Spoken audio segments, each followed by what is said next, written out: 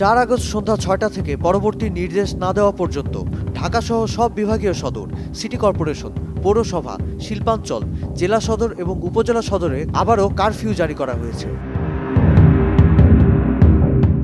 এর আগে কোটা সংস্কার আন্দোলনকে ঘিরে দেশজুড়ে সংঘাত দেখা দিলে 19 জুলাই মধ্যরাত থেকে দেশে কারফিউ জারি করা হয়। 3 আগস্ট সরকার পতনের এক দফার অসহযোগ কর্মসূচির ঘোষণা দেয় বৈষম্য বিরোধী ছাত্র আন্দোলন। সেদিনই ঢাকাসহ 4 জেলায় সকাল 6টা থেকে রাত 9টা পর্যন্ত কারফিউ শিথিল করার ঘোষণা দেওয়া হয়েছিল। কিন্তু 4 আগস্ট সকাল থেকে দেশের বিভিন্ন এলাকায় মুহুর্মুহু সংঘাত শুরুর পর সন্ধ্যা 6টা থেকে আবারও অনির্দিষ্টকালের জন্য কারফিউ জারির ঘোষণা দেওয়া হয়েছে। এরই মধ্যে চালু 7 দিনের মাথায় 4 আগস্ট দুপুর 12টার পর আবার অনির্দিষ্টকালের জন্য বন্ধ করা হয়েছে 4G নেটওয়ার্কও। এতে মোবাইলে ইন্টারনেট ব্যবহার করা যাবে না, শুধু 2Gর মাধ্যমে ফোনে কথা বলা যাবে। এর আগে 17 জুলাই রাত থেকে মোবাইল ইন্টারনেট এবং 18 জুলাই রাতে ব্রডব্যান্ড ইন্টারনেট বন্ধ করে দেওয়া হয়।